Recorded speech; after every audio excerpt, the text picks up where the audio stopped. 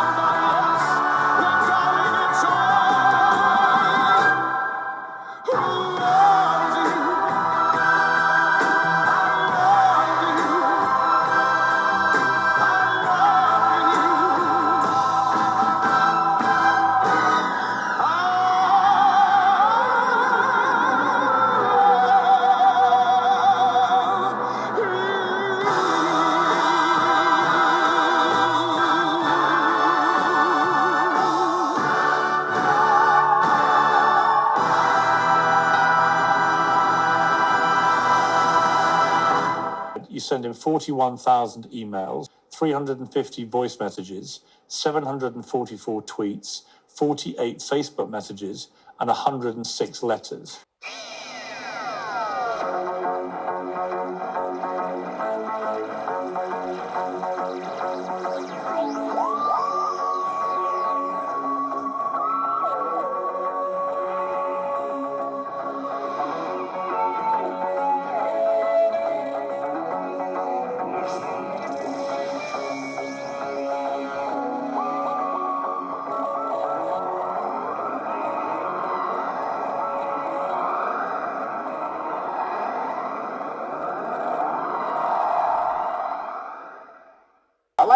Boom indeed! Yes, welcome back, Stephen. Gosh, it's been a long time. Have you missed me? I've missed you. I think I've missed you. Have I missed you?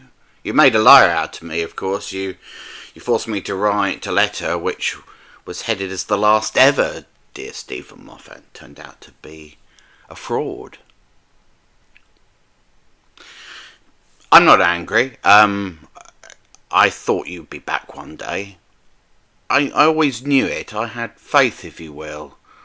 Why? Because you can't stay away from .2 any more than I can stay away from it, and God knows I wish I could. You don't feel that way, of course, and that's fine. I accept that. I'm glad you're back, in a way, as I said. It's odd, isn't it? .2. Thanks to you, chiefly, it goes around in circles. It's all hickledy-pickledy, timey-wimey, to use that awful phrase that you introduced into the lexicon. But it means that sometimes we find ourselves effectively back where we started, right? I mean, we're once again watching a series of Doctor Who run by Russell, in which he contributes many broad episodes, and you punctuate these with your good one. It's like it's 2008 or something. So yeah, this was your contribution to this series. And it was a good one, for the most part. I mean, it reminded me of all the reasons that I liked you and all the reasons that I despise you. Despise is a strong word. Sorry, forget the word despise. I mean, the reason why I have some critical concerns. So, it was heavily reliant on concept. It was a sort of anti-Crank. The Doctor stood on a landmine, and he had to work out where he was, why he was there, how it all worked, what the nature was of the conflict going on around them, and literally diffuse the situation so that he wouldn't die. Fine.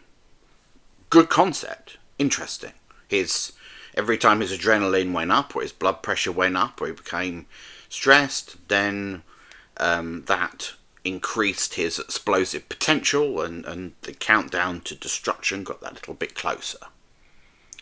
That's a nice hook again. Not bad. Is it enough to sustain 45 minutes? Yeah, just about. You just about got there. You needed a few supporting characters, a few straw men and women to help you along, because the Doctor and Ruby can't work out everything on their own, can they? Nearly everything, but we'll come back to that in a moment. So, as befitting the limitations of the episodic format, there were a few characters there to kind of give us a little bit of background. He even, squeezed in a little bit of unrequited love between two soldiers, which turned out to be requited in the end, but too late. It had a sort of false note of poignancy, I suppose. Wasn't really needed, all of that stuff, but it's fine.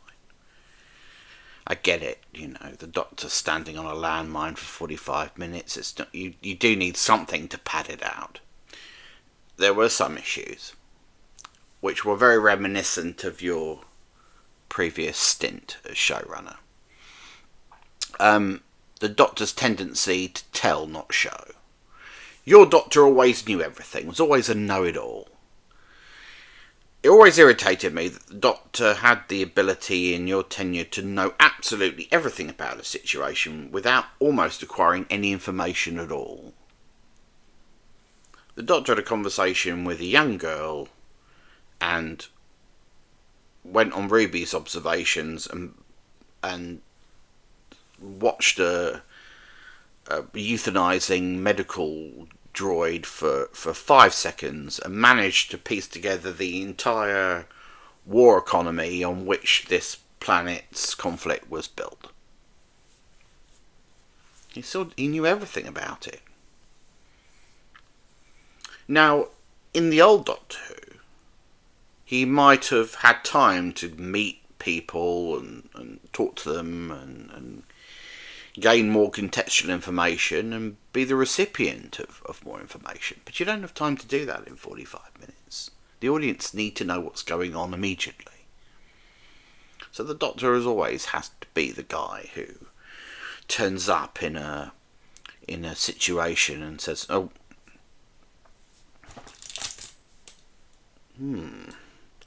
this is Valkronian tape. Valkronian tape. That means that we're in Erastus. And if we're in Erastus, that must mean we're smack bang in the middle of the Erastus interregnum. And if we're in the middle of the Erastus interregnum, that must mean that we're on the verge of the succession of Chancellor Caron. And if that's the case, this just might be the most precious object in the universe right now. Now,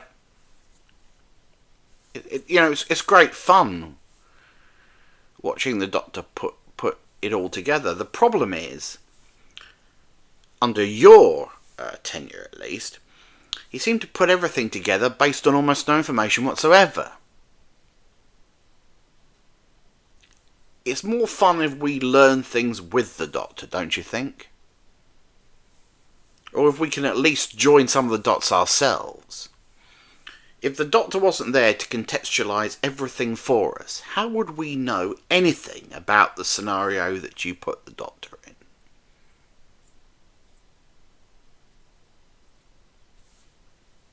We wouldn't know, would we? We wouldn't know anything.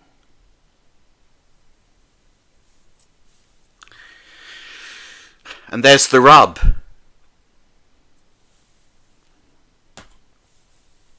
Now, people will argue with me, I know. They'll say, oh no, we got a little bit of context. We got a scene between Lady Soldier and her not boyfriend. Yeah, we did. And we got a little prelude with the euthanizing droid killing a guy. Well, that's fine, but we still don't know anything about the nature of the war or why, you've got droids automatically making judgments about casualties and euthanizing soldiers based on perceived imperfections or permanent and fatal errors. No, but the Doctor understood all of it, despite having almost no more information than we did. Yes, he'd been to that system before. He'd been to the other planet. He hadn't been to the one he was on. Why should he have any knowledge of it at all? Why does he have to know everything about everything? Ruby said it last week, didn't she? You always know. But we don't need a know-it-all. We need a super intelligent guy who can piece things together based on evidence. But we also have to be presented with that evidence. We need the Doctor to be one step ahead of us, not 28 steps ahead of us. Otherwise, there's nothing for the audience to do. And if there's nothing for the audience to do, well, Stephen, they're just passive, aren't they? We're just, we may as well just play with our cocks and scroll our phones. What else is there for us to do? We're not engaged. We're not active participants in the narrative. And then there was your tendency to deify the Doctor. Do you remember? You used to be very fond of grandstanding. We talked about it frequently during your era. The Doctor's the most important object in the universe, bar none. He's not just a man, he's a Time Lord, or, as you put it in this episode, a space-time event. He's a space-time event. So if he blows up, if you and I were to explode on a space landmine, we'd just die. But if the Doctor blows up, it will take the planet with him. Because he's like a walking star or something. No, he's not. He's a flesh and blood humanoid with two hearts. And that modesty, if you like, which he hasn't possessed in the modern era, used to be an intrinsic part of his character, because he didn't typically elevate himself above other beings. Yeah, he was a bit arrogant sometimes, and occasionally he pulled rank on a cultural level, like when he went to Gallifrey for his trial and said, hey, you can't try me, I'm the president. Only to be told, well, sorry, you resign that position in absentia because you've been gone so long. Oh, okay. that's all right. The Doctor's allowed to have the occasional moment of, feeling superior, but to describe himself as a space-time event, I mean, that's a bit... you used to elevate the Doctor like that a lot. And I don't think it does the character any favours when he's a self-proclaimed sort of demigod. I like the idea of the Doctor being, a superior in the sense of being intellectually superior. But this is still a guy who gets hurt. He's still a guy who, if you drop him off a cliff, he will die. Or it falls off a pylon, maybe.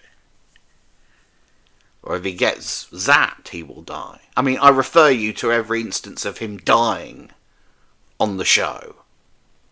He dies. He dies a lot. He's died a lot. Certainly more than you or I. And by the way, isn't it a bit rich for the Doctor to say nobody dies when he seems to have an infinite spate of generations? It's a bit rich, isn't it? Ruby, everybody dies. We leave behind love. Well, you don't, Doc. You leave behind a whole new man. Or woman. Bit rich for a character who is technically immortal to lecture us on mortality, don't you think? I'm just saying, Stephen.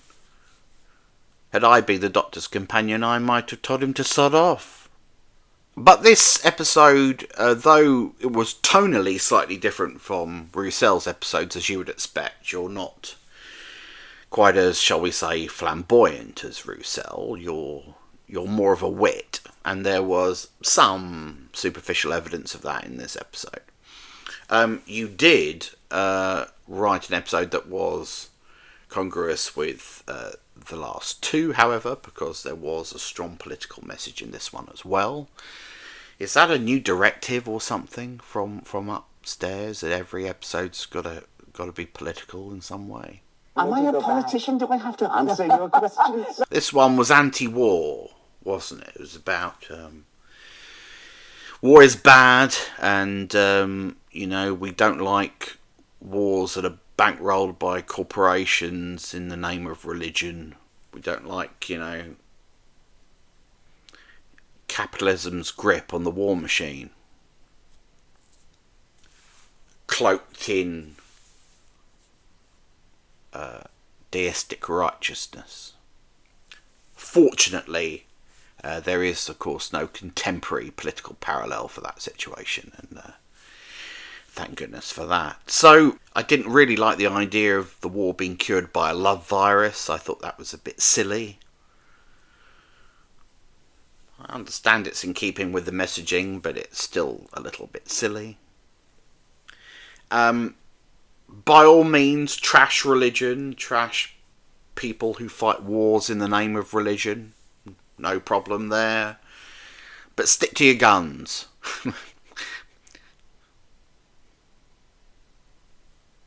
Don't do what you did at the end of this episode, Stephen, and sort of try to couch it slightly by saying, yeah, but, I don't like faith, but I need it.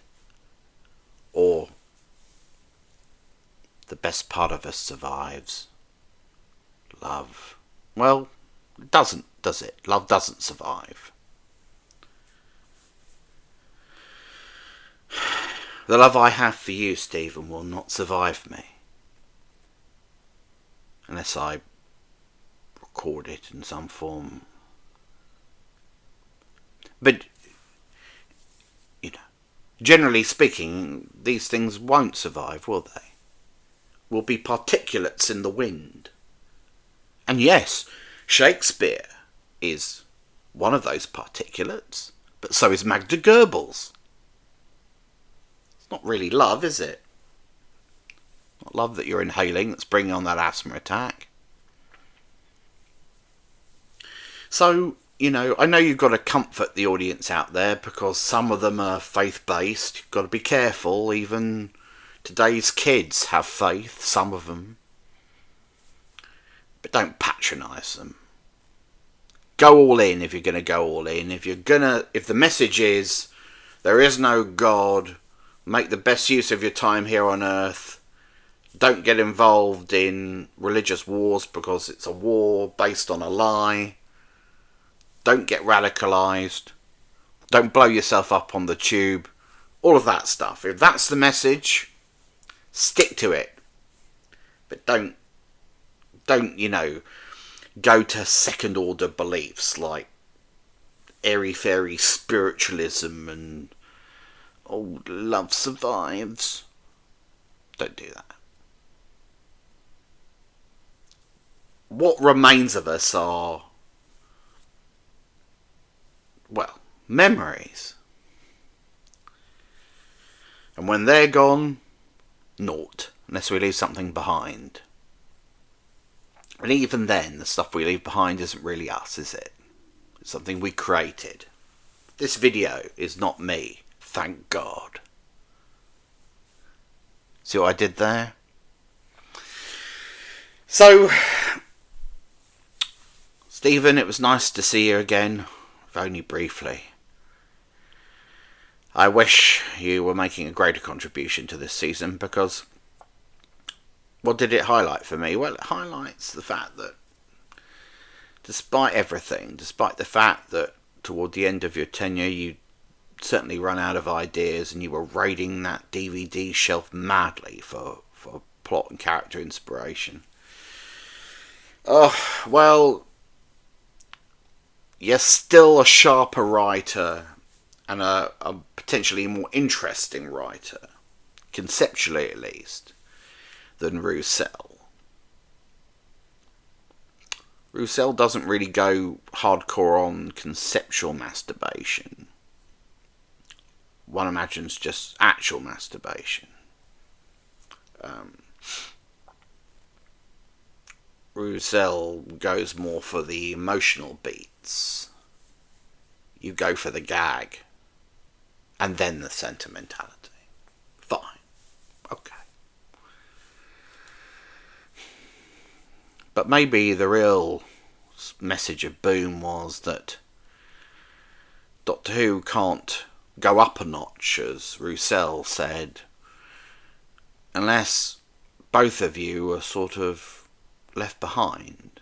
Your love for the show, of course, will survive. But one day, somebody serious, a serious dramatist, will have to get their teeth stuck into Doctor Who. And if they've got any sense, they will avoid the histrionics, the pop cultural references, the cheap sentimentality, the telling not showing, and the camp that characterised your era and Roussel's. That's the only way the show can evolve. That's the only way the show can, as Roussel said, take it up a notch. This wasn't taking the show up a notch, this was taking the show back. And it's nice to go home from time to time, indulge in nostalgia. But you call it whatever you like, but you can't call it evolution. Next week, we'll be seeing more of Roussel's work. Until then, don't step on a landmine. Like boom!